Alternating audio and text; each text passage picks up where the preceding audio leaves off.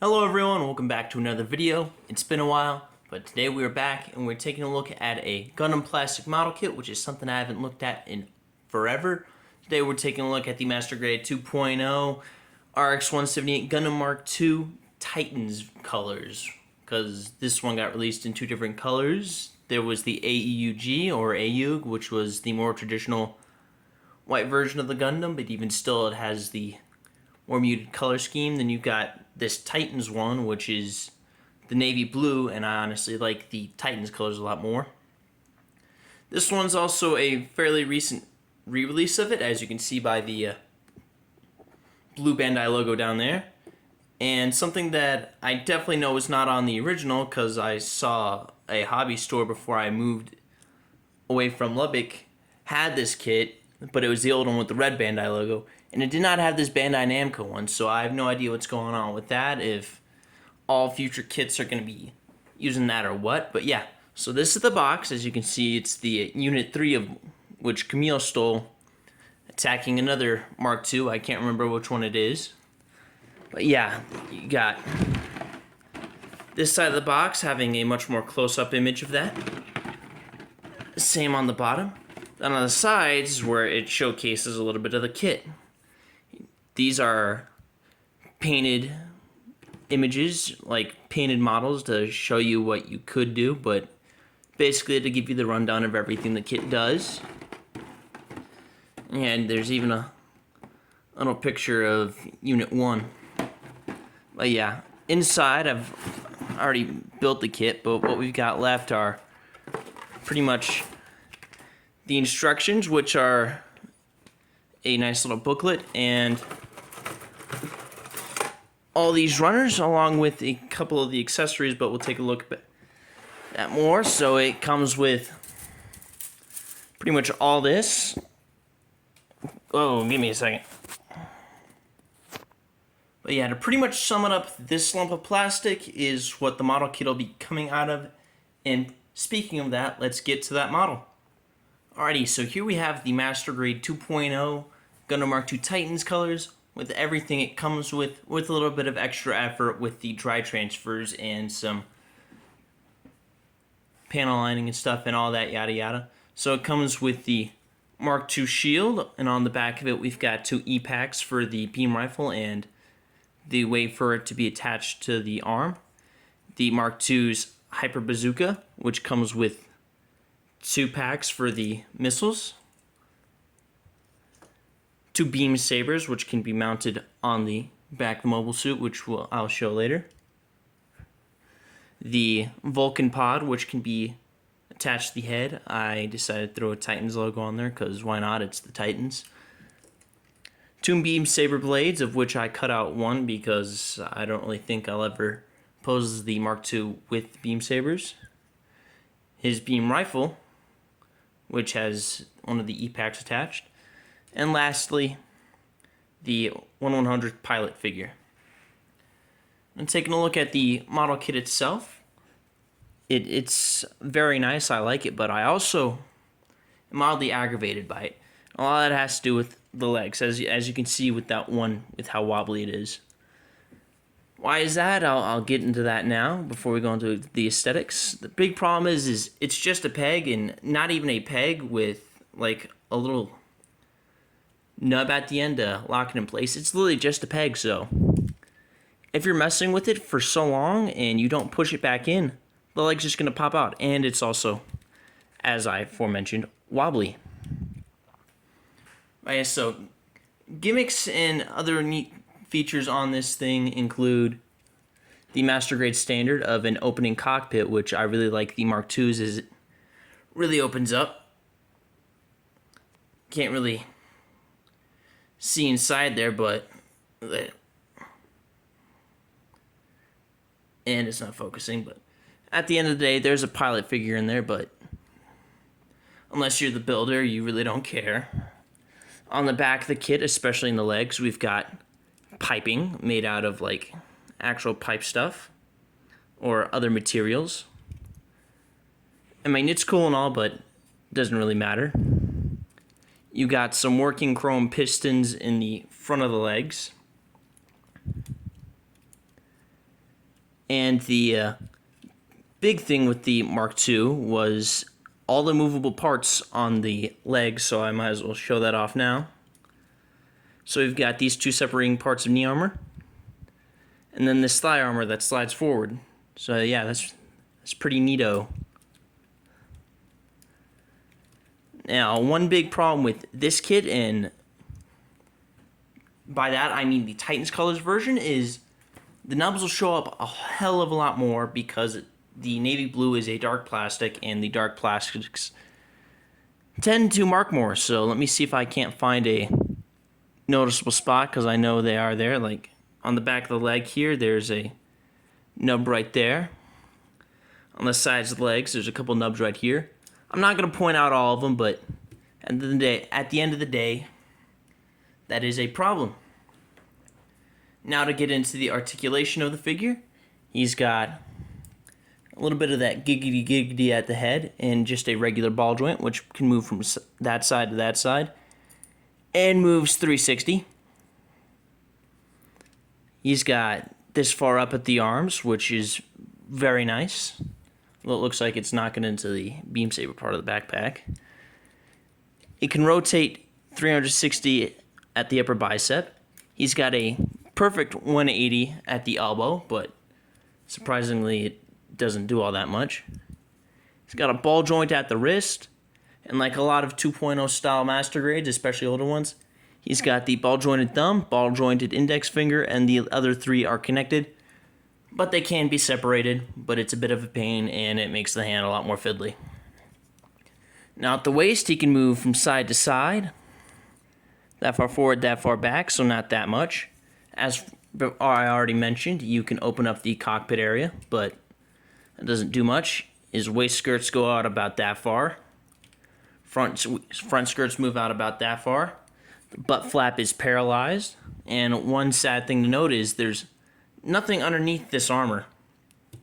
And another disappointing part about this otherwise amazing kit is the leg joints are ball joints rather than the more universal and easy to use pegs, which give more articulation. So the splits, he only gets about that much, which, I mean, if you're not trying to do absolutely insane poses, that should be enough. He's got 360 thanks to the connecting peg. As I've already shown, the beautiful leg bend, which even though it isn't all the way, all the moving parts make up for it. Then he's got an inward tilt that far, outward tilt that far, back tilt that far, and forward tilt that far, along with a toe bend, which I completely forgot to mention the toe bend, which the toe bend is ridiculous forward, and okay down. But yeah, that's all the articulation and stuff, so now let's go ahead and get into the accessories, starting with the beam sabers. So here's one of the two beam sabers. It's got a little peg right here for you to put into the hand. And this hole right here is where you put the blade of the beam saber. So now to go ahead and slap this in, let's find that peg and put it in, and voila. Mark II's got his beam saber. Holds it just fine. So I'll go ahead and take that out. Grab the other one. Where did you go? Oh, we'll deal with it later.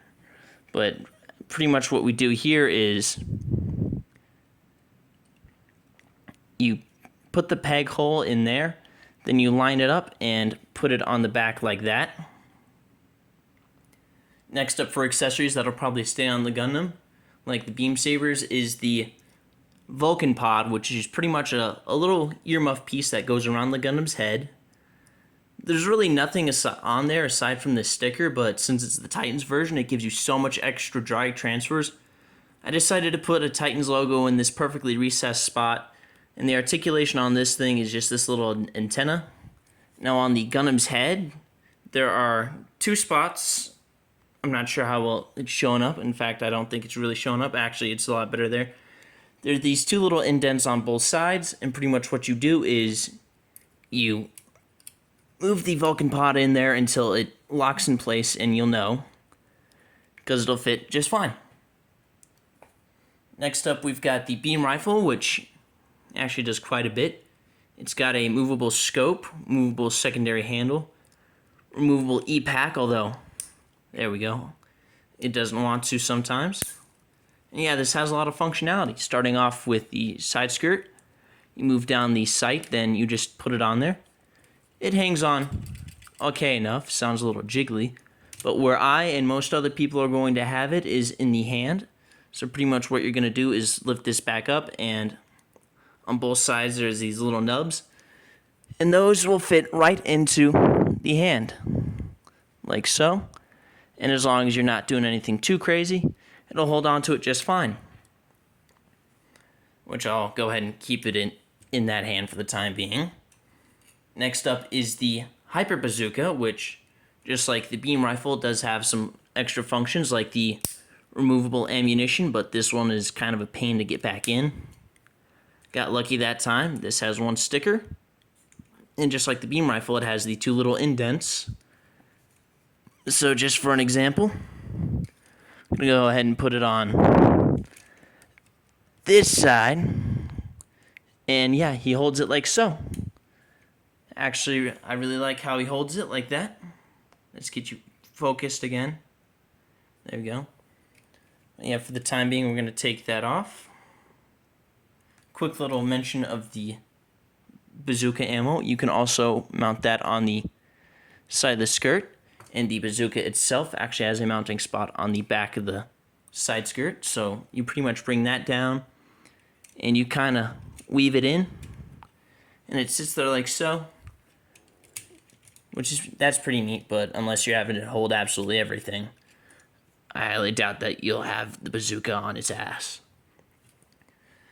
And lastly, for accessories for the mobile suit, we've got the shield, which on the back has 2 extra E-packs for the beam rifle. Which the shield itself has this mounting part that just slots into the back of the Gundam's forearm because there's a little socket there. And then this thing can go in either this spot or this spot. I preferably use this one because that's how I like my stuff. And the shield itself collapses. You pretty much push it forward and push it all the way in, and you'll know it's properly collapsed because it'll stay. If it's not properly collapsed, it's rather loose.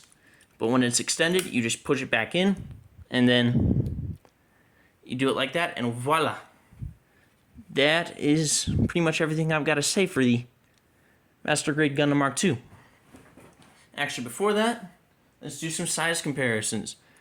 For a 1-to-1 scale, as I've already shown, it's got a pilot figure, so that's how tall your average man would be next to the Mark II.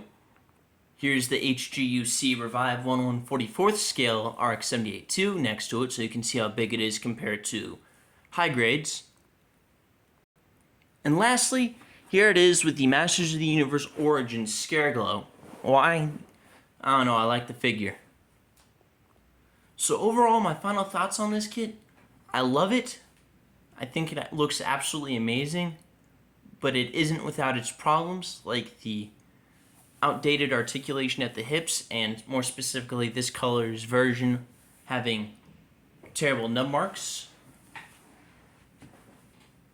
It's a good kit, and if you get it, you will enjoy it, but there are the shortcomings that'll make it a little bit aggravating. But overall, I highly recommend it. It's like one of the staples of the Master Grade line. It defined an era. It's absolutely amazing. And if you don't like the Titans colors, you can always get the AU colors one, which also comes with the catapult deck, or not catapult deck, but sort of the, what would you call it? Inside the bay of the Argama. You know, that one comes with the display stand with the catapult things for the feet. It's got a couple people in normal suits that'll be floating around that you can put on wires to make it look like they're in the middle of space working on it. Yeah, that one's pretty cool, and it comes with a bit more, but I personally like the Titans colors more.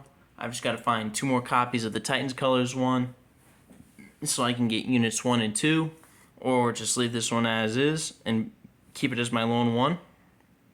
And yeah, that has been my thoughts on the Master Grade 2.0 Titans Mark II. If you liked the video, go ahead and leave a like. If you didn't, leave a dislike. go ahead and comment something if you want to comment something. And I hope to see you all next time.